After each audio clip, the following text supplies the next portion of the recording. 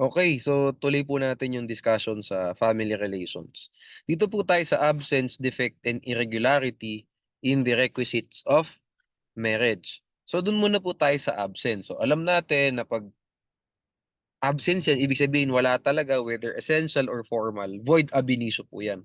Ang exception po niyan, hindi ko na nilagay dito yung Article 26, Paragraph 1 of the Family Code. So we can include this here, no? Exception is, again, Article 26, Paragraph 1 of the Family Code. Next, defect naman po. Defect in the essential requisites, voidable ang marriage. So ano po ibig sabihin ng salitang defect? Ang ibig po sabihin nito, ah, example, no? Sabihin natin may consent pero yung consent was defective. Bakit po defective yung consent? Because the consent was not freely given. So pag po may consent pero hindi freely given yung consent, hindi po void ang sagot dyan. Ang sagot po dyan, voidable marriage as provided under Article 45 of the Family Code. That's why tandaan nyo, pag defect, essential requisite lang po yun, hindi formal, no? Defect in the essential requisites, voidable. Okay? Kasi po ang context niyan, defect in the consent. The consent was not freely given. Voidable marriage. O lastly, paano naman po kapag formal requisites naman? Ang tawag natin, irregularity. Irregularity do sa formal requisites, valid ang marriage, but the party responsible shall be liable civilly, criminally, administratively. Example po, ang isang pare nagkasal sa labas ng simbahan. Valid po yung marriage. Sabihin natin si father, parish priest siya sa isang municipality, pero nagkasal siya sa city, sa ibang lugar, no? Hindi niya na parish yun, sabihin natin. Magkakaroon po ng administrative liability si father. Okay? Pero valid ang marriage. Wala pong kahit anong ano diyan, wala pong kahit anong problema sa validity ng marriage. Ang magiging problema lang po diyan, may responsibility si father, specifically administratively liable siya. Okay? Something like that po. Irregularity. Ano pa example po? Finalsify yung marriage license. Sabihin natin, pineki nila kung saan sila nakatira. Sabihin natin, nilagay nila nakatira sila sa Mandaluyong, pero nakatira pala sila sa Manila. Nagkaroon ng marriage license, later on nagpakasal sila. The marriage is valid. Pero meron pong irregularity sa formal requisite sa marriage license. Ano po irregularity dito? Aba, mali yung nakasulat na address dun sa marriage license. So ano po mangyayari dyan? Valid marriage, but yung nag-falsify, criminally liable sila. Di ba? Finalsify mo yung address mo rin eh. That's how it works po. No? Ganun lang. So tandaan nyo po, sa essential requisites, either absence or defect. Sa formal requisites, either absence or irregularity. So sa formal requisites po, dalawa lang. So ano po yung formal requisites? Authority of the solemnizing officer, marriage license, marriage ceremony. Okay. So sabihin natin, another example pa pala ng irregularity sa formal requisites. Wala pong witnesses. Tama naman ang edad, walang previous prior subsisting marriage, okay lahat. Pero nung nagpakasal, walang witness.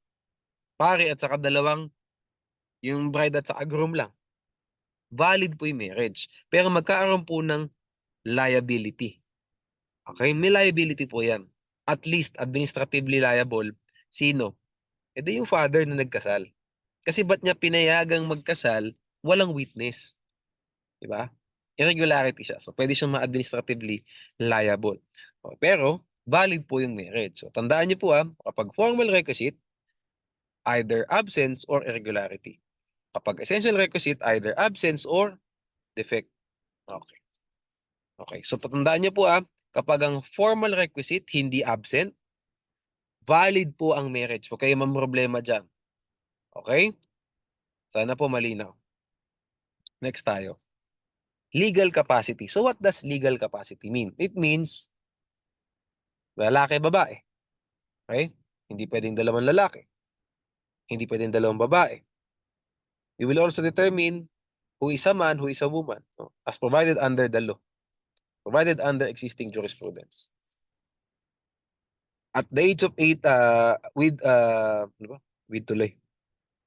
Of the age of 18 years, no? Or upwards, without any impediments mentioned in Articles 37 and 38. So 37 po at saka 38, incest dyan at saka marriage that is contrary to public policy.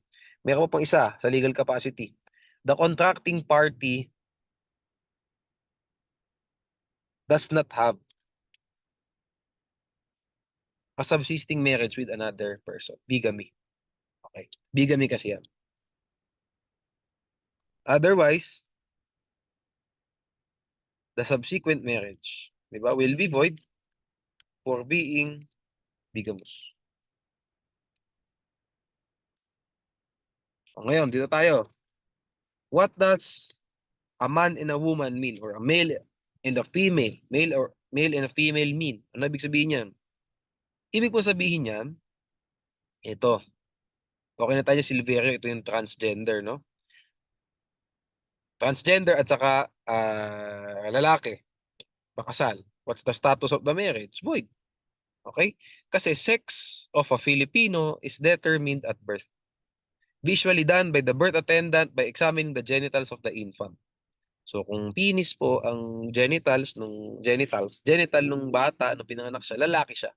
Forever po siyang lalaki, hindi mababago. Kung vagina, forever po siyang babae, no? Hindi po siya mapapalitan because nagkaroon ng sex reassignment surgery. That is not allowed sa law. So kung pinanganak siyang lalaki at nagpakasal siya sa kapwa niya lalaki, void po yung marriage. Ngayon, paano po kapag merong tinatawag na intersex person? So isa pong tao na dalawa ang kasarian. So in Republic vs. Kagandahan, ito yun, no? Landmark case, yung pong yung pong may isa kasing tao dyan na may congenital adrenal hyperplasia. So ano po yung congenital adrenal hyperplasia? The person has the characteristics of a man and a woman. So isang tao, uh, meron po siya pareho niyang characteristics. Paano po pa ganito? Okay. Kailan po madedetermine yung birth ng tao? It will be determined, tandaan niyo po ha, at the time he or she reaches the age of majority. Kapag po intersex person, the gender will be determined the time he reaches or she reaches the age of majority. And the gender will be will be his or her choice. Okay. His or her gender will depend upon his or her choice. Okay, so pipili kung gusto niya lalaki, babae. Kung nakalagay po sa birth cert niya, babae, gusto niya maging lalaki na nung nag-18 siya, pwede po yun. Walang problema. Ito po yung extreme case kung saan pwedeng, parang pwede natin sabihin exception. Kasi nga, ang general rule is sex is determined at birth. Pero pag intersex person, okay. Age of majority siya. O ngayon, for consent, ano po ba, di ba ito, next tayo, consent freely given, di ba, in the presence of a solemnizing officer. Ano po ang ibig sabihin ng consent? No? Kailangan ba may vows? Hindi po kailangan. No? Kailangan lang po sa consent, mayroong personal declaration by the husband and the wife. So yung pong personal declaration, it can be orally, can be in writing. Pwedeng isinulat lang nila. I do, gano'n. Something like that, no? Ano pa, is example ng written.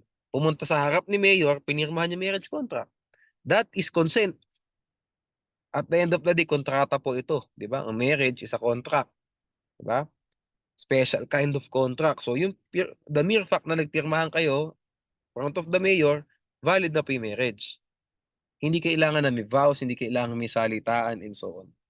Okay? Okay, sige. So okay na yan. Love is not a factor in determining the validity of marriage. Alam nyo na yan.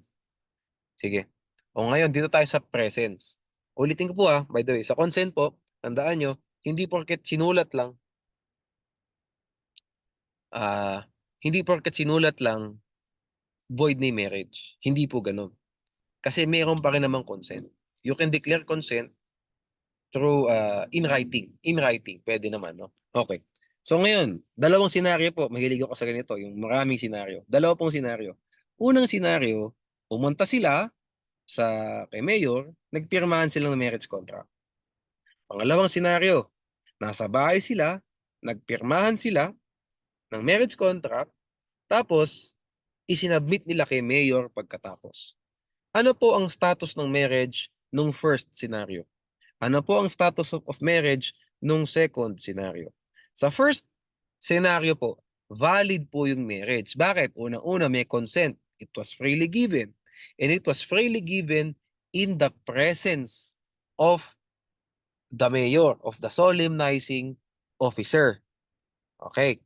So tandaan nyo po in the presence means physical presence, personal presence before a solemnizing officer. Okay? So in this scenario po, nagpirmahan sila, that's personal presence, di ba? Yung pangalawa pong scenario, nagpirmahan lang sa bahay, ibinigay kay mayor. Where's the presence? It was not given in his presence. The consent was not given in his presence. The consent was given in their home. Di ba? In their house. In the paper. Di ba? That the paper that serves as the document that serves as the evidence of their consent was just submitted to the mayor. That's a different ball game. Diba? Yung una, talagang nag-consent sila sa harap ni mayor. Yung pangalawa, sinabit mo lang yung dokumento pero nag-consent ka outside of or without his presence, diba? So, yung pangalawang scenario, void marriage po 'yan. Yung unang scenario, valid marriage. O ngayon, classic example, virtual marriage, virtual, 'di ba ng pandemic, nagpakasal yung yung dalawa, yung magjowa, pakasal sila via Zoom kasi nga daw takot sa pandemic, takot sa COVID. Valid o void marriage? Void marriage. O, hindi pwede virtual meeting para sa marriage. Okay? So, tandaan nyo, kaya po natin nire-require na may personal presence before a solemnizing officer because there must be a semblance of marriage, physically. May anyo in Tagalog. Pag tinanong natin kung kasal na ba si Juan at saka si Maria, meron talagang anyo. Against the light. Meron talagang anyo, no? Meron talaga tayong, ayan,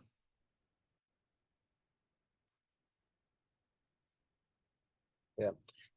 Meron talaga tayong nakita na nagkasalan sila. Okay? Declaration, oral or written, before the solemnizing officer that they take each other as husband and wife. If there's no semblance of marriage, the marriage is also void. It is void, no? For obvious. Kaya hindi pwede yung magpipirmahan lang kayo, bigay nyo kay mayor pagkatapos. That is a void marriage kasi there was no semblance of marriage at all. Ano pa po ang another example dito, no, nung walang semblance of marriage? Identity theft. Nagulat na lang yung babae, married na pala siya sa birth cert niya. No, ibig sabihin nagkaroon ng may pineki, alam niyo na nagkapekian sa birth cert, no, kinopya yung kanyang identity, kinasal siya, hindi naman talaga siya kinasal at all. No? Kinopya ng ibang babae yung kanyang apelyido o yung kanyang personal information. You get the point. No? Dalawa po yan. So in both scenarios, void po yan. Also, tangent po pala, no? If there is no semblance of marriage, tandaan nyo. Di ba, walang semblance of marriage. So, pwedeng nagpirmahan lang kayo sa bahay, binigay nyo kay mayor yung marriage contract. Another is identity theft. Void po yung marriages, hindi scenarios. Next question. Attorney, ano ang remedy na pwedeng i-file ng mag-asawa o i-file ng party concerned para mapawalang bisa? No? O para maging single na siya ulit?